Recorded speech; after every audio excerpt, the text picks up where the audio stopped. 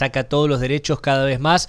Son pocos los sindicatos, ATE es uno de ellos, y hoy están en una jornada de lucha, en un paro con alto acatamiento, me estaban comentando, a paro nacional, ATE nacional está haciendo paro a Milei por la pérdida de poder adquisitivo. Y ahora también hay un decreto que conversamos, pero vamos a ir más a fondo, donde todo para el gobierno nacional es una actividad esencial, entonces no te permite hacer huelga. Eliminó, de hecho, Javier Milei, el derecho de huelga. No puedes hacer paro, porque para él tus actividades, sea lo que sea que seas, es esencial a partir de ahora. Mercedes Cabezas es secretaria general adjunta de ATE a nivel nacional y tuvo el gusto de venir a conversar con nosotros antes de la movilización, que va a ser en minutos nada más. ¿Cómo te va, Mercedes? Buenos días. ¿Qué tal? Muy buenos días. Sí, así es. A partir de las 11 en Diagonal Norte y Esmeralda vamos a marchar al Ministerio de Economía. ¿Todo es esencial ahora? O sea, ¿no se puede hacer paro? Bueno, hay algo de eso. Cuando todo es esencial, nada lo es. En el Estado hay áreas que son esenciales, que lo fueron siempre. Por ejemplo, las guardias médicas, por ejemplo, los servicios aeroportuarios, por poner algunos de los ejemplos. También los servicios aerocomerciales en el mundo del privado. Pero cuando empiezan a leer un poco el decreto, en el decreto aparece cualquier actividad económica. Y entonces, cuando todo empieza a ser esencial, no lo es nada, y en concreto lo que se ataca es el derecho a huelga. Hay normativa internacional que plantea qué es esencial y qué no para las naciones. En concreto, lo que dice esa normativa internacional es, las actividades que pongan en riesgo la integridad, la vida y la seguridad pública en general, ¿no? Por supuesto, de la población. Nosotros nos hemos adherido a esas normativas internacionales que con el tiempo fueron regulándose, fueron incluyendo algunos servicios como por ejemplo el servicio de conectividad, por las características, internet, sí. Por las características que tienen las sociedades que van mutando en el tiempo. Ahora, tampoco todo puede ser esencial. Claramente este decreto además apunta a la actividad económica. Eso quiere decir que pone el mercado por sobre las necesidades del pueblo, que por supuesto, descontando que una huelga se hace en función de resolver las necesidades del pueblo, ¿no? Entonces, nosotros rápidamente hemos ido a la justicia y esperamos que también rápidamente la justicia falle en favor de entender que es anticonstitucional. Ahí quería ir justamente, porque también sucedió que ya hubo una declaración, un pronunciamiento de la justicia anteriormente respecto de lo que había sido la ley bases o el decreto, ahora no me acuerdo de qué forma, del 70, ¿no? Ahí está. Una parte ya se había declarado. Claro, está hecho como un copy-paste, básicamente, de una parte del decreto 70 que ya fue declarado inconstitucional por la justicia. Bueno, por distintas aristas se intentan hacer una reforma laboral y una reforma sindical. Sí. ¿Por qué te digo esto? Hay que todo el capítulo laboral del decreto 70-23, que por cierto nunca fue tratado en diputados y tendría que haber sido tratado, está anulado por la justicia. Uh-huh. Ahora, después encontrás que, por ejemplo, en la ley de bases se votó una imagen y figura de colaborador que no es un trabajador, colabora. Uh-huh. Entonces no tiene aporte, no tiene...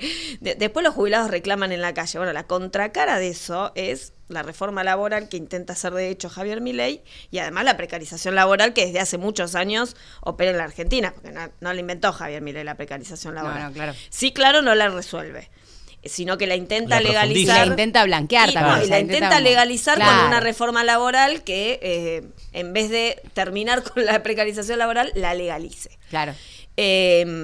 Ahora, este nuevo decreto lo que apunta claramente es a terminar con el derecho de reclamo colectivo. Individualiza quizás las situaciones, entendiendo que además la individualización, esto de que nadie se salva solo, es real. La individualización no garantiza la resolución del conflicto. Lo que garantiza la resolución del conflicto es quizás la universalización de ese conflicto dentro de la colectivización de la lucha, digamos. Esto es quizás nivel básico de sindicalismo que debiera aprender Javier Milei, pero tiene algo de real. Lo que hace es atentar contra el derecho a huelga, porque si todo es esencial, pues nunca podés hacer paro. Claro. Y en este sentido, ¿crees que va a haber una pronta respuesta de la justicia? Si todo se encamina en los niveles en los que se encaminó en el 70-23 y demás, entendemos que debiera fallar en el mismo sentido, digamos. Claro. Ya hay varios, incluso creo que la CGT también presentó un recurso, digamos, hemos sido varios los sindicatos que hemos avanzado en función de tener un diálogo más fluido con la justicia y avanzar hacia ponerle un freno. Y la justicia laboral es la única no cooptada por Macri y los libertarios. Bueno, también hay que decir esto, ¿no? La justicia laboral, en general, porque además la justicia laboral suele tener mucho más favoritismo con la clase trabajadora, entendiendo que es el más débil. Y sí, tiene que balancear. Que es el eslabón más débil tiene y que balancear. Funciona de balance de la clase trabajadora. Y hasta ahora viene funcionando bastante bien. El único fuero, el me único atrevería fuero, a decir. Exactamente. Lo demás funciona como un poder totalitario que complejiza bastante. ¿No? Javier Milei se quejaba de que lo comparaban y le decían nazi. Bueno, me parece que habría que revisar doctrinas. ¿Por qué decís? Porque los totalitarismos y la falta de libertad es una característica muy profunda de este gobierno. La mirada totalitaria sobre la ideología, sobre la política. ¿Y el nazismo es totalitario? Bueno, sí, claramente. Y además el nacimiento de la fuerza política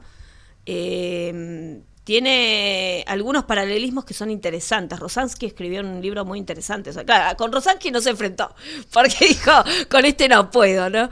Le dio un par de periodistas que decían lo mismo que Rosansky, pero a Rosansky no.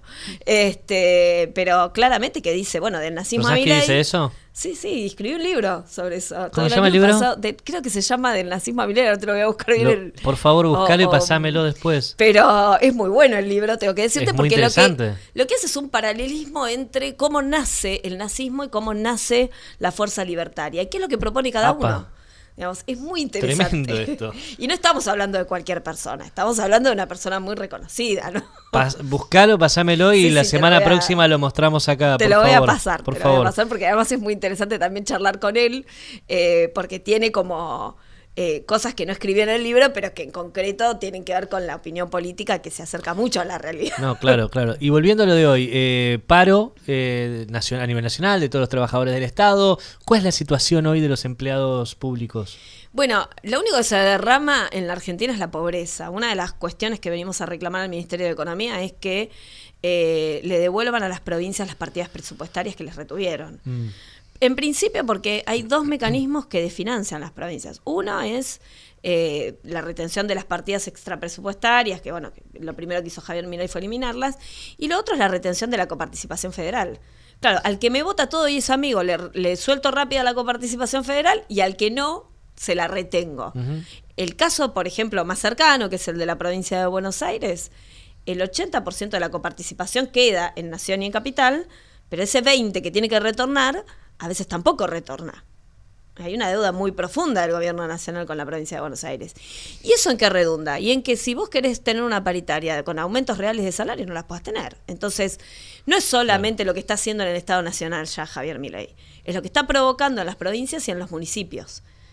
En concreto, lo que le venimos a decir al Ministerio de Economía es: reactivemos el sector público, recompongamos la situación clara de trabajadores y trabajadoras despedidos que sostienen al sector público, y además devuelvanle la plata a las provincias para que el sector público en las provincias y en los municipios pueda tener una vida digna, digamos. A las 11, movilización del Ministerio de Economía, entonces. 11 de la mañana. Bien, muchas gracias, Mercedes, por pasarte por acá antes muchas gracias a ustedes. de ir para allá. Siempre es un gusto. Lo mismo digo.